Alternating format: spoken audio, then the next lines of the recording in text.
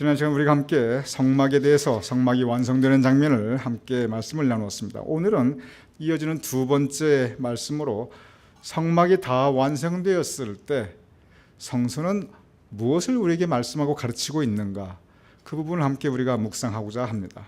먼저 지난 시간에 이어서 성막이 완성되는 부분, 출애굽기 39장 30절에서 31절입니다. 즉 성막은 하나님께 예배드리는 예배처소, 오늘날로 따지면 성전입니다. 다만 이때가 광야 시대였기 때문에 건축물을 만들지 못하고 텐트, 성막으로 만든 것을 우리가 성경을 통해서 알 수 있습니다. 그래서 성막, 회막 그러면 여러분 예배처소 그냥 이해하기 쉽게 또 다른 형태의 성전, 최초의 성전이라고 생각하시면 됩니다. 출애굽기 39장 30절에 31절 이렇게 기록되어 있습니다. 그들이 또 순금으로 거룩한 패를 만들고 도장을 새김같이 그 위에 여호와께 성결이라 새기고 그 패를 청색끈으로 관 전면에 달았으니 여호와께서 모세에게 명령하신 대로 하였더라. 우리 함께 읽어보겠습니다. 시작.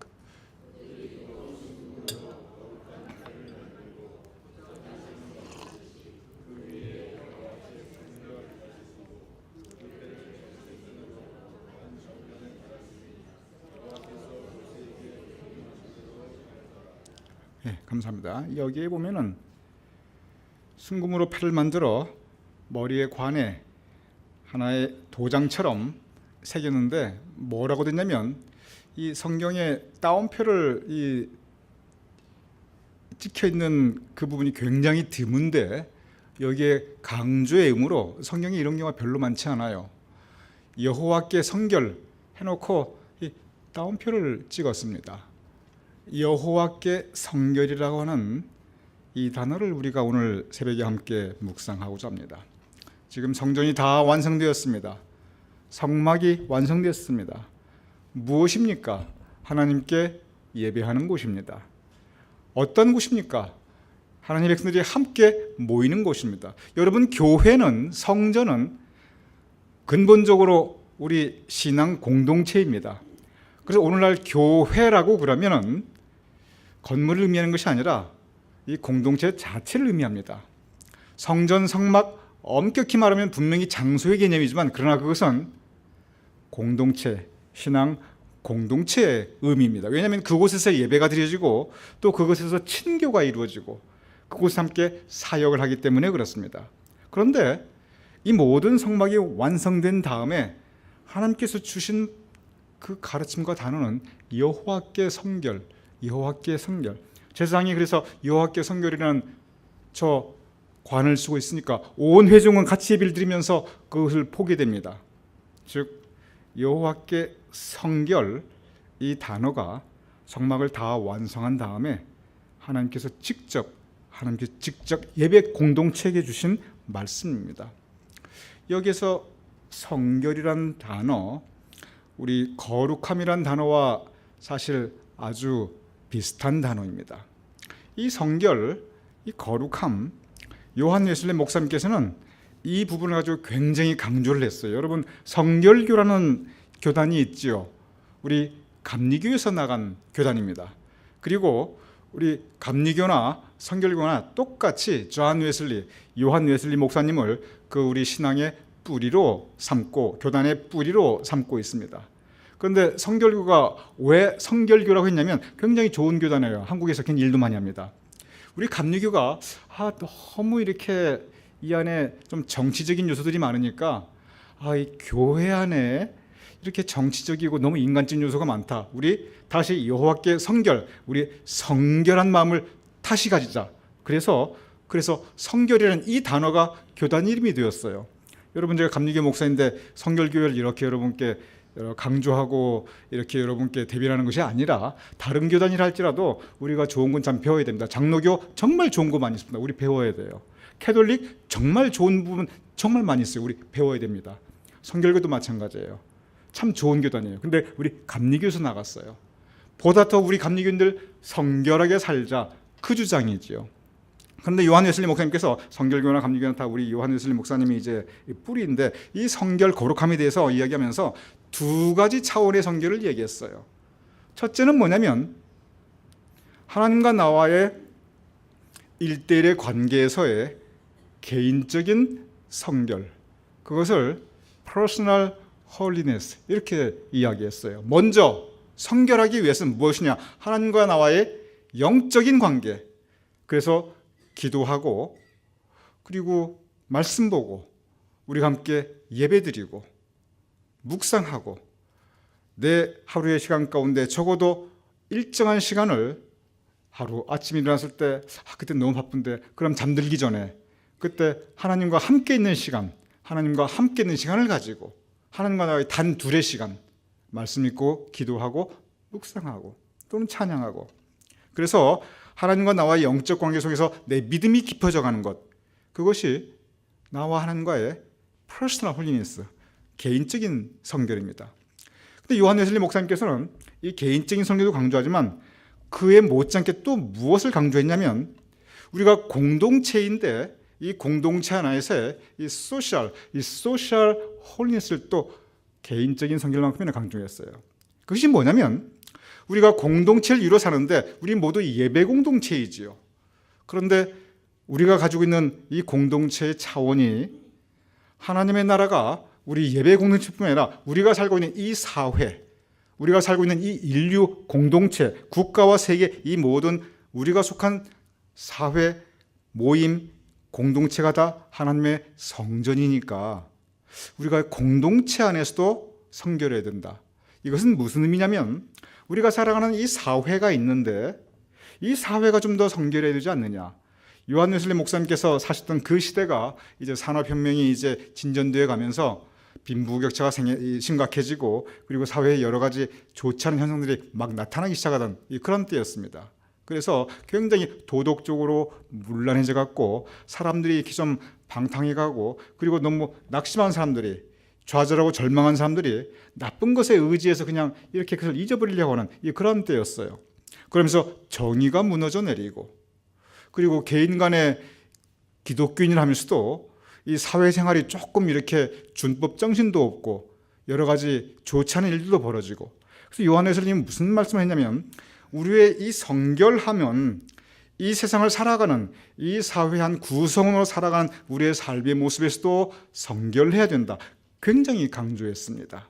그래서 인간관계 가운데 우리가 덕을 세우고 그리고 세상을 살아나가면서 안 믿는 사람이 우리를 볼 때도 저 사람들 참 그래도 착하다, 성결한 사람이다, 거룩한 사람이다, 우리와는 뭔가 다르다, 이런 생각을 가지고 있을수록 우리가 빛과 소금의 역할을 다 감당하자. 그래서 사회적인 봉사라든지 구제활동이라든지 굉장히 강조했습니다. 그래서 감리교가 병원이라든지 의료사업이라든지 또는 고아원이라든지 교육사업에 굉장히 처음부터 그 초기부터 관심이 많았던 것도 뭐냐면 이 사회가 성결해져야 된다. 나만 성결한 게 중요한 게 아니라는 거예요. 나는 열심히 기도하고 열심히 말씀 보고 열심히 신앙생활하고 교회 가서 예배드리는 것 같은데 세상 안에서 살아가는 모습을 보면 세상 사람이나 저 사람이나 뭐가 다르냐. 그리고 인간관계를 보면 도대체 인간관계에서 덕이 느껴지지 않는다. 소셜 홀리니스, 공동체 안에서의 이 사회적인 성결을 요한 웨슬리 목사님은 굉장히 강조했습니다. 그리고 우리 감리교 전통에서는 성결 그랬을 때 대개의 경우는 내가 기도하고 말씀 보고 하나님과 나와의 1대1 영적 관계에서의 성결함을 우리가 1차적으로 생각하는데 그건 당연히 준비하고 중요하고 십자가가 이 수직의 차원과 수평의 차원이 있듯이 나와 이웃과의 관계, 그래서 나의 인간관계에서 내가 덕을 세워나가고 내가 착하게 살아나가고 그리고 이 사회에서 건강한 한 사회인으로서 정말 모범을 보이는 그러한 삶을 살아가는 것, 소셜 홀리니스 굉장히 강조했습니다. 그러면서 우리가 계속 이제 느끼고 있지만 우리가 신앙생활에서 이 주변 사람들이 계속 낙심하게 되고 그리고 이 교회가 비판을 받는 것은 이 개인적인 퍼스널 홀리니스 이 차원에서 세상이나 주변에서 우리 기독교인들을 뭐라고 하죠? 절대 안 해요. 세상 사람들이 저 사람 왜 기도 안 하느냐, 왜 말씀 적게 보느냐 이런 얘기 절대 안 해요. 왜 기독교인들이 저러느냐. 그럴 때는 항상 어떤 차원이냐면 이 소셜 홀리니스, 이 공동체 안에서의 이 사회적인 성결, 인간관계에서의 이 사회적인 성결, 여기에서 바로 우리 기독교인들이 받게 되는 대부분의 비판은 바로 여기에서 옵니다. 그래서 우리가 무엇이 중요하냐? 둘 다 중요해요. 그래서 우리가 이 여호와께 성결, 이 부분은 하나님과 나와의 일대의 성결, 그리고 나와 이웃과 내가 세상에서 이 사회에서 살아가는 내 삶의 모습, 이 두 차원의 성결이 다 중요함을 여러분께 말씀드리며 또 함께 묵상하고자 합니다. 이어집니다. 39장 32절입니다. 제가 읽어보겠습니다. 이스라엘 자손이 이와 같이 성막 곧 회막의 모든 역사를 마치되, 여기서 역사는 일을, 일을 말합니다. 그런데 그 다음에 여호와께서 모세에게 명령하신 대로 다 행하고, 이 부분이 참 중요합니다. 하나님께서 모세에게 명령하신 대로 다 그대로 행하였습니다. 말씀대로 하였습니다. 여러분, 이게 지금 성막, 일종의 영구적인 건축물은 아니지만 그래도 일종의 건축물을 짓는 거예요. 그러면 거기에서 이스라엘 백성들이 어떤 백성이냐면 노예 백성들이었어요. 여러 가지 일들을 많이 하고 특별히 이 건축물 많이 지었던 백성들입니다. 그러니 흙볕들로 이 건축물을 지었던 게 그들의 일이었어요. 적어도 건축에 관한 한, 적어도 무엇을 만드는 것에 관한 한 여기에 전문가들이 있었습니다. 근데 성경 말씀 쭉 읽으면 이런 전문가들이 무슨 이야기를 하느냐? 그렇지 않아요. 누가 말씀하느냐? 하나님께서 계속 지시하셔요. 이건 이렇게 지어라, 저건 이렇게 지어라. 전문가들은 그 말씀 그대로 순종합니다. 여호와의 말씀대로, 여호와께서 모세에게 명령하신 대로 다 행하고, 성막은 하나님의 말씀대로 행하는 것이 성막입니다. 우리가 지난 토요일 날 같이 말씀을 나눴지만 너희가 여호와의 성전임을 알지 못하느냐? 그렇게 말씀하셨어요. 우리가 다 하나님의 성전입니다. 여러분의 삶이. 그러면 내 마음의 생각과 내 입술의 열매와 내 삶의 모습이 하나님께서 우리에게 명령하신 대로 다 행하고, 이 부분입니다. 성결, 그것은 하나님께서 우리에게 명령하신 대로 다 행하는 것이, 그것이 성결입니다. 그래서 지금 성막이 다 완성되고 있는 마지막 부분인데, 성막이 완성되고 나서 여호와께 성결, 마지막으로 이 가르침을 하나님께 주시고, 그리고 어떻게 완성됐는가 계속 강조되는 것은 여호와의 명령대로 다 행하였다, 여호와의 명령대로 다 행하였다, 여호와의 명령대로 준행하였다, 이 말씀이 반복이 됩니다. 보도록 하겠습니다. 이어지는 출애굽기 39장 42절에서 43절, 이 부분 여러분께서 읽어주시기 부탁드립니다. 맨 마지막 부분입니다. 시작.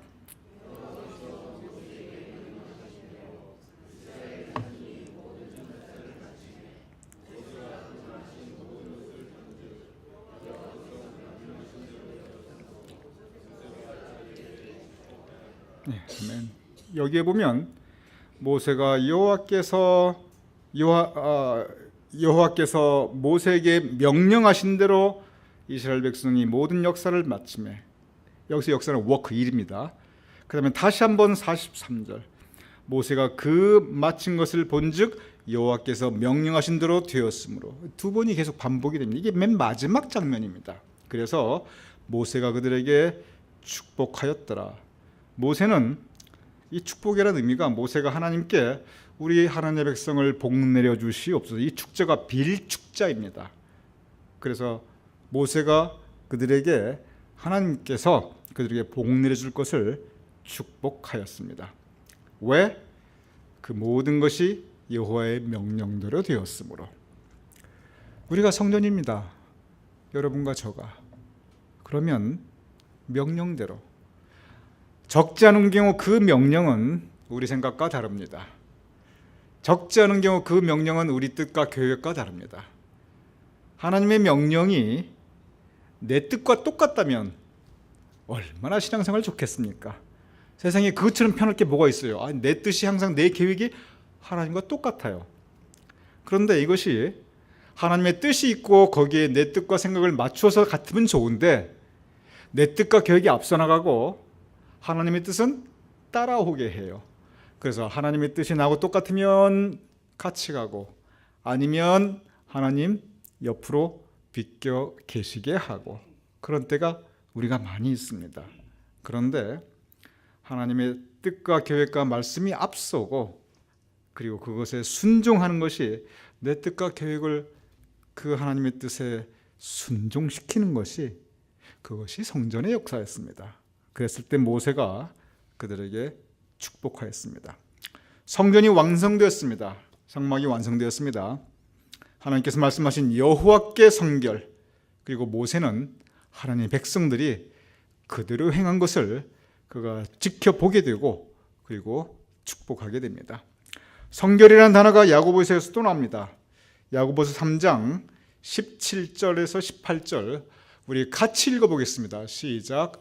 오직 위로부터 난 지혜는 첫째 성결하고 다음에 화평하고 관용하고 양순하며 긍휼과 선한 열매가 가득하고 편견과 거짓이 없나니 화평하게 하는 자들은 화평으로 심어 의의 열매를 거두느니라.